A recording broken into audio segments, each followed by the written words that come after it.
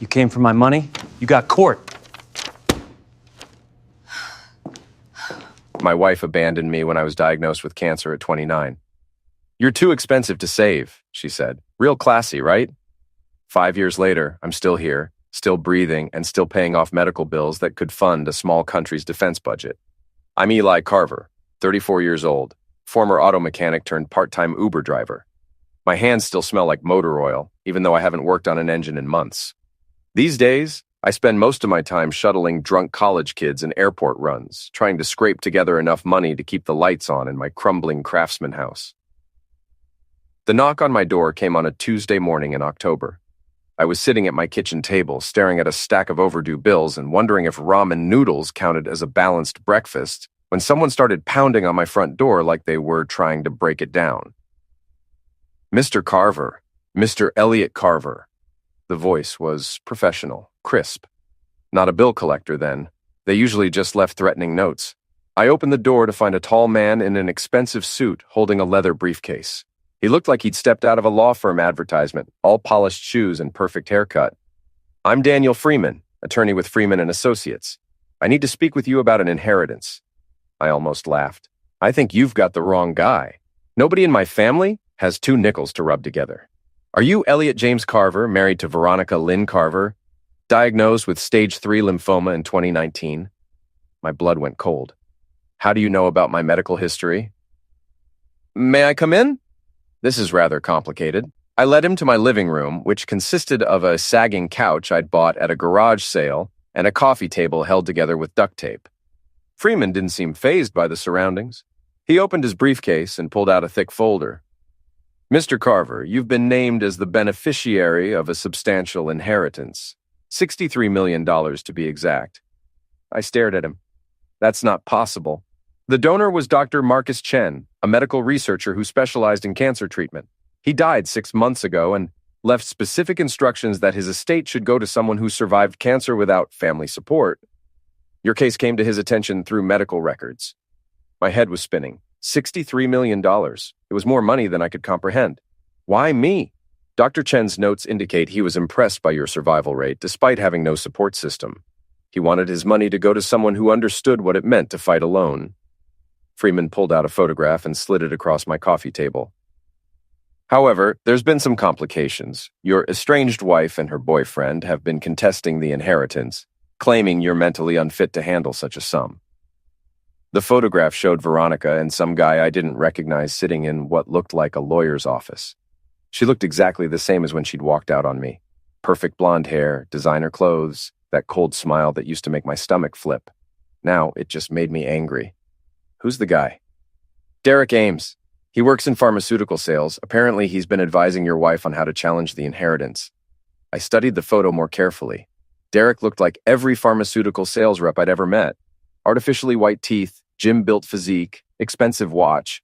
The kind of guy who probably called everyone buddy and drove a BMW with vanity plates. "What kind of challenge?" Freeman's expression darkened. "They're claiming the cancer affected your judgment, that you're not capable of managing money responsibly. They've filed paperwork requesting a competency hearing." Can they do that? They can try. But Mr. Carver, there's something else you should know. Freeman pulled out his phone and showed me a social media post. This went live an hour ago. The post was from someone named Tiffany, and it showed a photo of me from 5 years ago when I was in the middle of chemotherapy. I looked skeletal, bald, barely alive. The caption read, "Eli's cancer was totally fake. He's been scamming the system for years. #cancer fraud, #exposed." I felt like someone had punched me in the stomach. That's not true. I know, but it has over 10,000 shares already. Your wife's friend appears to be quite influential on social media. I handed the phone back, my hands shaking with rage. "So let me get this straight. I survived cancer, my wife abandons me, and now she's trying to steal money that was left to me while her friends spread lies about my illness online?" "That's an accurate summary, yes." I stood up and walked to my window, looking out at the street where I'd lived alone for 5 years. The same street where neighbors had stopped talking to me after Veronica left, like divorce was contagious. The same street where I'd come home after chemotherapy sessions to an empty house because my wife couldn't be bothered to drive me to treatments. "Mr. Freeman, what do I need to do to fight this?" First, we need to document your current mental state. I'll arrange for a psychological evaluation. Second, we need to be prepared for this to get ugly. Your wife and her boyfriend seem determined to paint you as unstable. I turned back to face him. How ugly? Social media campaigns, character assassination, probably attempts to dig up anything they can use against you. People get vicious when this much money is involved. I thought about Veronica's face in that photograph, the calculating look in her eyes, the same look she'd had when she told me she was leaving. You don't understand, Mr. Freeman. It's already ugly. It's been ugly for 5 years. Freeman packed up his briefcase. I'll be in touch within 48 hours. In the meantime, I'd suggest staying off social media and avoiding contact with your wife or her associates. After he left, I sat on my couch staring at the business card he'd given me. $63 million. It was enough money to never worry about anything again. Enough to pay off every medical bill, buy a new house, maybe even take a vacation. But first, I had to deal with Veronica. The Pine Knot was the kind of bar where everyone knew your business before you walked through the door. It sat on the corner of Main and 3rd Street, a squat brick building with neon beer signs in the windows and a parking lot full of pickup trucks and motorcycles. I'd been going there since I turned 21, back when Veronica and I were still happy, and she'd sometimes meet me there after work. Now it was just my refuge. A place where I could nurse a beer and pretend the rest of the world didn't exist. I pushed through the heavy wooden door and immediately spotted them in the corner booth. Veronica and Derek sitting close together, her manicured hand resting on his forearm. She was laughing at something he'd said, that fake tinkle of a laugh she used when she wanted something. The bartender, a guy named Tommy who'd known me for years, caught my eye and nodded toward the couple. They've been here for an hour, he said quietly. Talking about you? What kind of talk? The kind you probably don't want to hear. I ordered a beer and tried to ignore them, but their voices carried across the mostly empty bar. Derek had one of those loud, obnoxious voices that demanded attention. The guy's obviously not stable, he was saying. I mean, look at where he lives. Look at what he does for work. You can't trust someone like that with $60 million. $63 million, Veronica corrected. And you're right. Eli never was good with money. Even before the cancer, he could barely manage his own checking account. I gripped my beer bottle so hard I thought it might shatter. She was rewriting history, making me sound like some kind of financial disaster. I'd managed our household budget for 8 years of marriage. I'd been the one who made sure the bills got paid, who balanced the checkbook, who planned for the future. The cancer thing is perfect, though, Derek continued. We can claim it affected his brain function. Chemo brain, they call it. Makes people forgetful, confused. A judge would have to question whether he's competent. Tiffany's post is already going viral, Veronica said. By tomorrow, half the town will think he faked the whole thing. That's when I snapped. I stood up, walked over to their booth, and slid into the seat across from them. Hello, Veronica. She looked up, startled. For just a second, I saw something that might have been guilt flash across her face. Then her expression hardened into the cold mask I remembered from our last fight. Eli, what are you doing here? Having a drink in my regular bar. The question is, what are you doing here? Derek leaned forward, puffing out his chest like some kind of territorial animal. We're having a private conversation, buddy. Why don't you find somewhere else to drink? I looked at him carefully. Up close, he was exactly what I'd expected. Spray tan, perfectly styled hair, expensive clothes that probably cost more than I made in a month. The kind of guy who'd never had a real problem in his life. Actually, Derek, it is Derek, right? I think we should talk. All three of us. There's nothing to discuss, Veronica said. You'll get your competency hearing, and then we'll see what a judge thinks about your ability to handle money. Funny thing about that, I said, taking a sip of my beer. I've been doing some research on you, Derek. Pharmaceutical sales, right? That's interesting work. Good money, I bet. Derek's confident expression flickered. What's your point? No point. Just curious about the man who's been giving my wife legal advice. Tell me, how's your credit score these days? The color drained from Derek's face. Veronica looked between us, confused. I don't know what you're talking about, Derek said. Sure you do. See, the thing about driving Uber is you meet all kinds of people, including a guy named Steve, who works at First National Bank.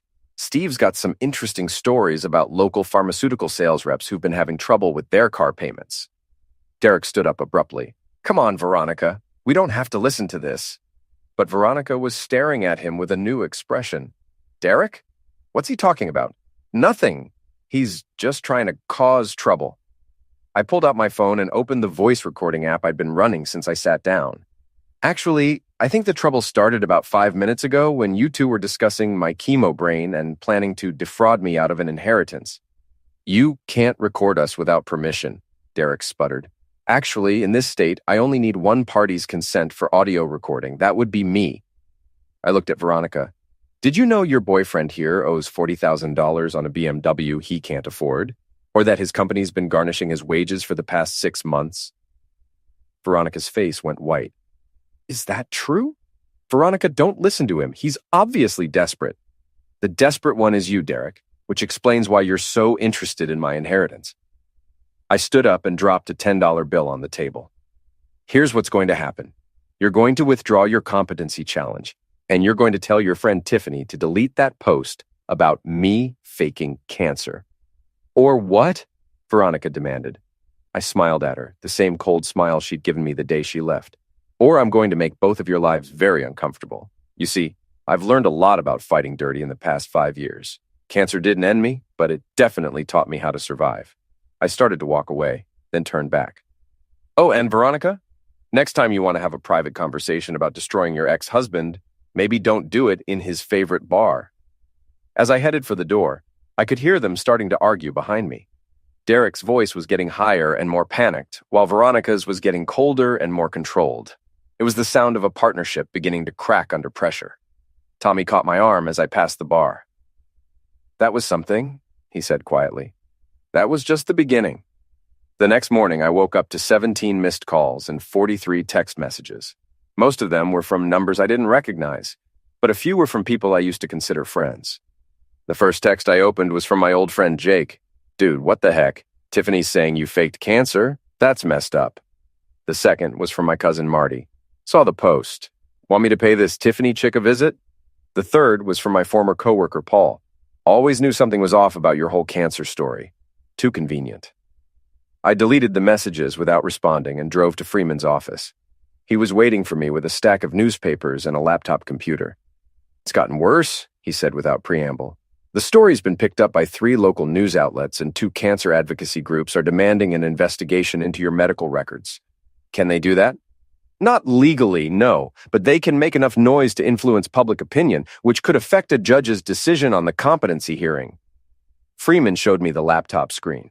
Tiffany's original post had been shared over 50,000 times. The comments section was a mix of outrage and support, with most people taking sides based on no information whatsoever. We need to fight back, Freeman said, but carefully. If we look like we're overreacting, it'll just fuel more speculation. What do you suggest? First, we document everything. I want copies of all your medical records, testimony from your doctors, proof of treatment. Second, we investigate them. If they're going to play dirty, we need to be prepared to do the same. I thought about Derek's panicked expression when I'd mentioned his financial problems. I might already have a head start on that. Freeman raised an eyebrow. Oh.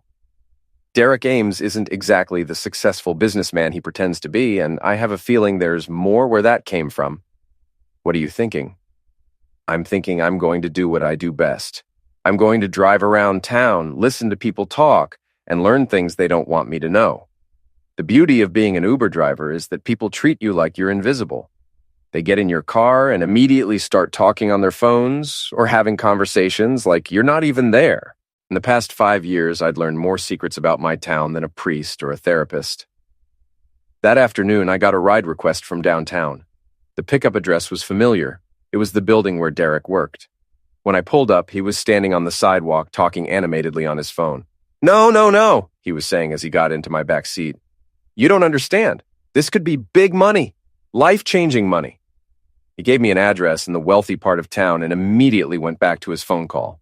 I adjusted my rearview mirror so I could see his face and started driving. Look, I know what we agreed, Derek continued, but circumstances have changed. This inheritance thing is real, and if we play it right, we could both come out ahead. I drove slowly, taking the longest route possible to his destination. She doesn't suspect anything, does she?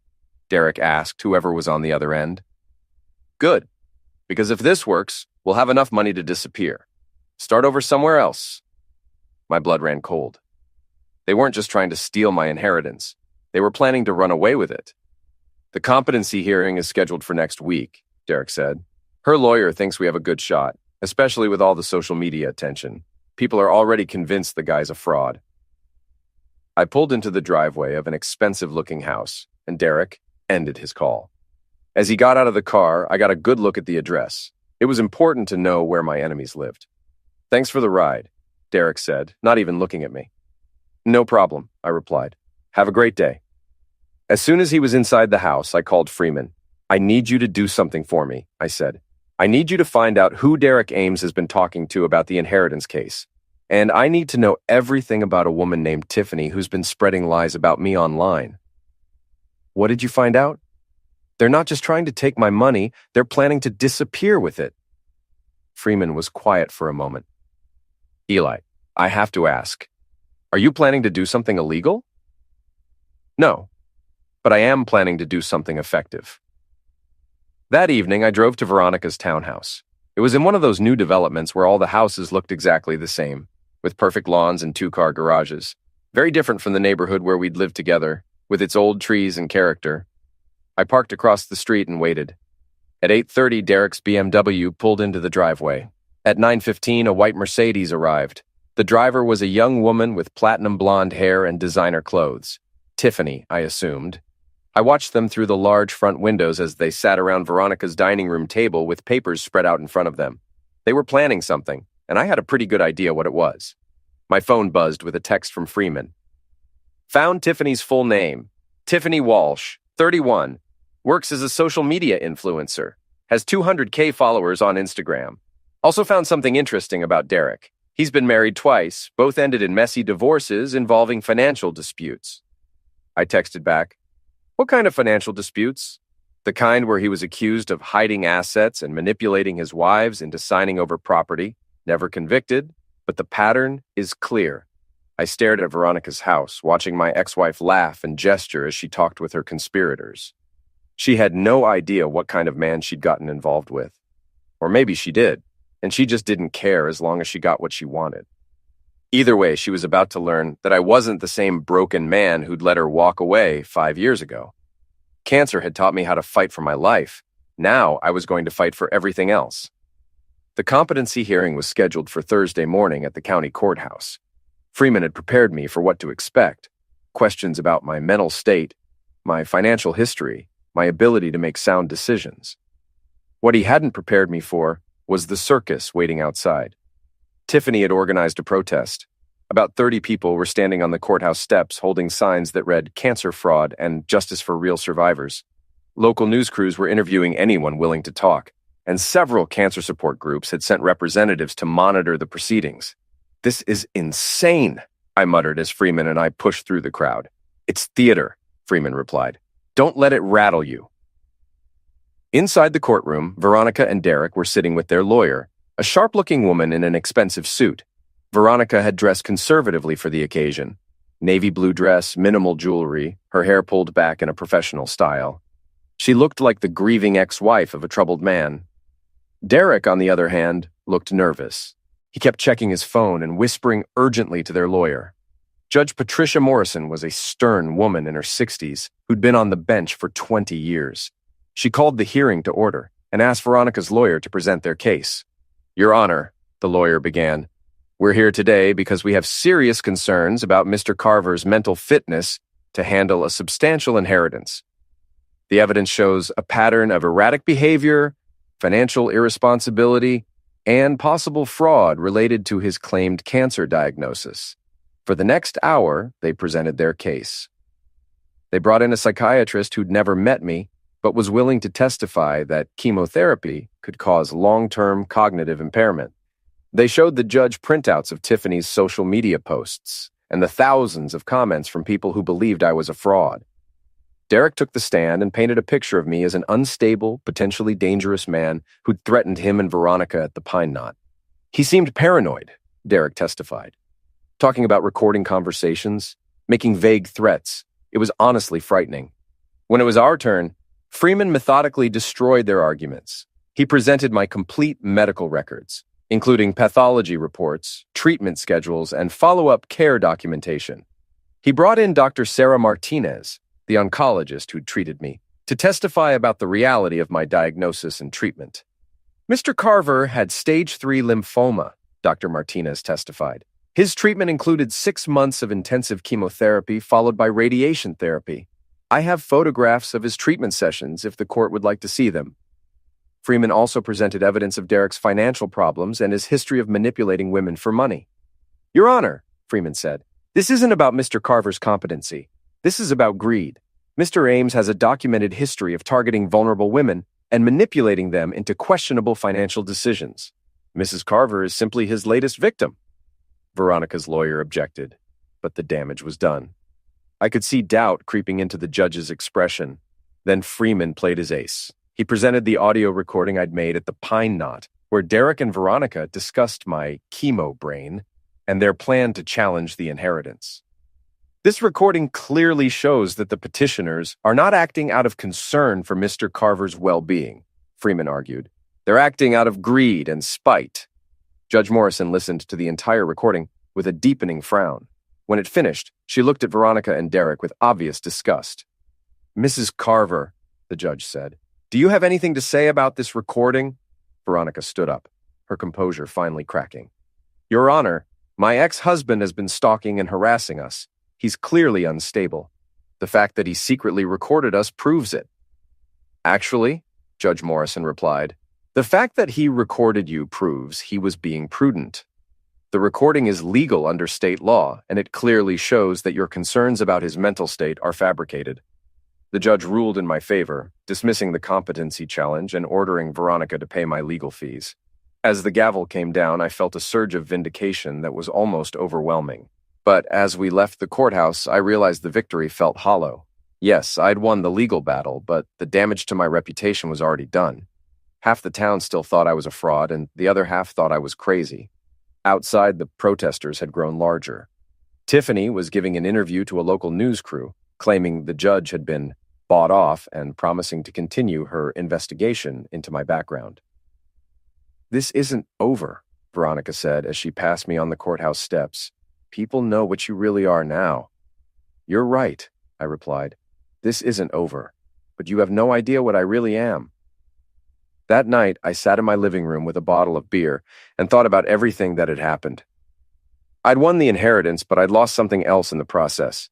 My privacy, my reputation, maybe even my sense of who I was. For 5 years, I'd been the victim, the abandoned husband, the cancer survivor, the guy everyone felt sorry for. Now I was something else, the rich man everyone resented. But maybe that was okay. Maybe it was time to stop being the victim and start being something else entirely. I picked up my phone and called Freeman. I want to discuss strategy, I said. Strategy for what? For making sure this really is over. The inheritance money hit my account on a Monday morning in November, $63 million, minus taxes and legal fees, but still more money than I'd ever imagined having. I stared at the bank balance on my phone screen for a full 5 minutes, trying to make it feel real. My first instinct was to pay off every debt I owed. The medical bills, the mortgage, the credit cards I'd maxed out trying to survive. But Freeman had advised me to wait, to think strategically about how I used the money. Once you start spending, he'd said, people will be watching every move you make. Make sure your first moves are the right ones.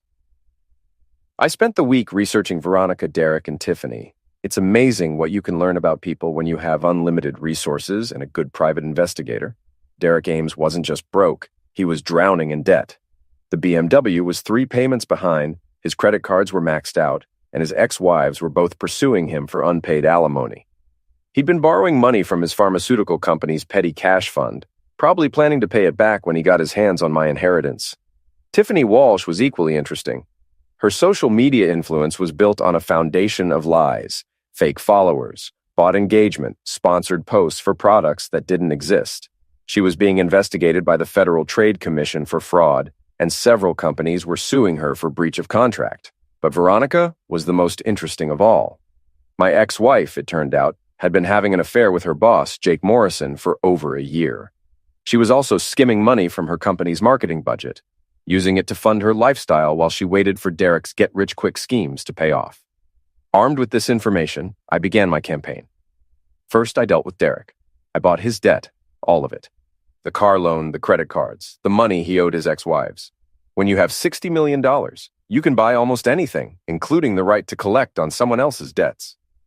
On Wednesday morning, Derek woke up to find his BMW being repossessed, not by the bank, but by a company I'd hired. They were very professional about it and very public. Half his neighborhood came out to watch as they loaded his precious car onto a flatbed truck. That afternoon, Derek received a certified letter informing him that all his debts had been consolidated and were now owned by Carver Holdings, LLC. He had 30 days to pay in full or face legal action. Derek called me that evening, his voice shaking with rage and panic. "What the heck do you think you're doing?" "I'm collecting on legally purchased debt," I replied calmly. "Nothing illegal about it." "You can't do this." "Actually, I can. I have excellent lawyers who've made sure everything is completely legal. You owe me $230,000, Derek. When can I expect payment?" The line went quiet for a long moment. "You know, I don't have that kind of money." "Then I guess you should have thought about that before you tried to steal mine." Next, I turned my attention to Tiffany.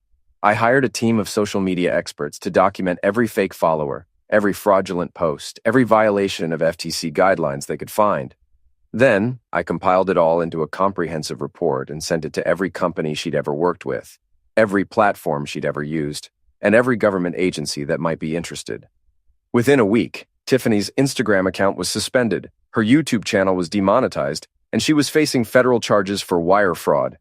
Her carefully constructed online empire collapsed like a house of cards.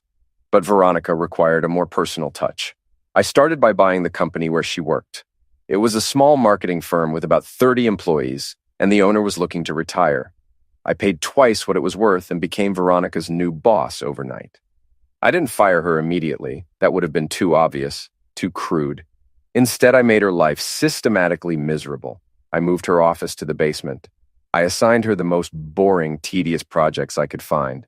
I hired an efficiency expert to monitor her work and report every mistake, every late arrival, every long lunch. Most importantly, I made sure she knew that I knew about her affair with Jake Morrison and her embezzlement from the marketing budget. "We need to talk," I said, calling her into my new office on her first day under my ownership. Veronica sat across from my desk looking like she wanted to be anywhere else in the world. She'd lost weight since the courthouse hearing, and there were dark circles under her eyes. "This is harassment," she said. "This is business. You're an employee of my company now, and I expect you to follow company policies. That includes not stealing from the marketing budget and not having affairs with married clients." Her face went white. "I don't know what you're talking about." I slid a folder across the desk. "Bank records, hotel receipts, email correspondence. Should I continue?" Veronica opened the folder and flipped through the documents. Her hands were shaking. "What do you want?" "I want you to understand what it feels like to have your life destroyed by someone who's supposed to care about you. Eli, please. I know I hurt you, but nothing. You left me to die alone, and then you tried to steal money that was meant to help cancer survivors. You made my life heck, and now I'm returning the favor." Veronica started crying, but they weren't the tears of someone who was sorry. They were the tears of someone who'd been caught. "I'll quit," she said. "No, you won't. You'll stay, and you'll do your job, and you'll think about what you've done every single day. Because if you quit, I'll make sure everyone in town knows about your affair and your embezzlement. Jake Morrison will lose his job, his wife will divorce him, and you'll never work in marketing again." She left my office without another word. The final piece of my revenge came together a month later. Derek, facing bankruptcy and potential criminal charges, had become desperate. He'd started selling everything he owned, including information about Veronica's criminal activities. I used that information to have Veronica arrested for embezzlement. The amount she'd stolen wasn't huge, about $15,000 over 2 years, but it was enough for felony charges. The arrest made the local news. The same reporters who'd covered Tiffany's cancer fraud allegations were now covering Veronica's very real financial crimes. The irony wasn't lost on me. Derek tried to flee town, but my private investigators were watching him. They tipped off the police about his location, and he was arrested at a bus station 3 counties away. Tiffany, facing federal charges and complete financial ruin, posted a public apology on what was left of her social media presence. She admitted that her cancer fraud allegations had been false and asked for forgiveness from the cancer community. 6 months after the inheritance hearing, all 3 of my tormentors were facing criminal charges. Derek and Veronica were looking at prison time, and Tiffany was facing federal prosecution. I should have felt satisfied. I should have felt vindicated. Instead, I felt empty. The money hadn't made me happy. The revenge hadn't healed the wounds they'd inflicted. I was rich, but I was still alone. I was powerful, but I was still angry. One evening, I was sitting in my old house. I'd never moved, despite being able to afford anything I wanted, when Freeman called. "It's over," he said. Derek took a plea deal, 5 years for fraud and embezzlement. Veronica's trial starts next month, but her lawyer thinks she'll take a deal too. 2 to 3 years, probably. And Tiffany? Federal prosecutors are offering her probation if she cooperates with their investigation into social media fraud. She'll have to pay back everything she stole, but she'll avoid prison. I hung up the phone and looked around my living room. Nothing had changed. Same sagging couch, same duct-taped coffee table, same stack of bills on the kitchen counter. Though now I could afford to pay them. The revenge was complete, but it hadn't brought me peace. It had just made me into something I wasn't sure I wanted to be. I walked to my kitchen window and looked out at the street where I'd lived for 15 years. The same street where neighbors had avoided me after Veronica left, where I'd struggled alone through cancer treatment, where I'd rebuilt my life from nothing. Tomorrow, I decided, I would start over. I would use the money for something good, something that honored Dr. Chen's intentions. I would help other cancer patients who were fighting alone the way I had fought. But tonight, I allowed myself to feel satisfied. My enemies had been defeated, justice had been served, and I had proven that sometimes the victim can become the victor. The cancer hadn't ended me. The abandonment hadn't broken me. And in the end, I had won.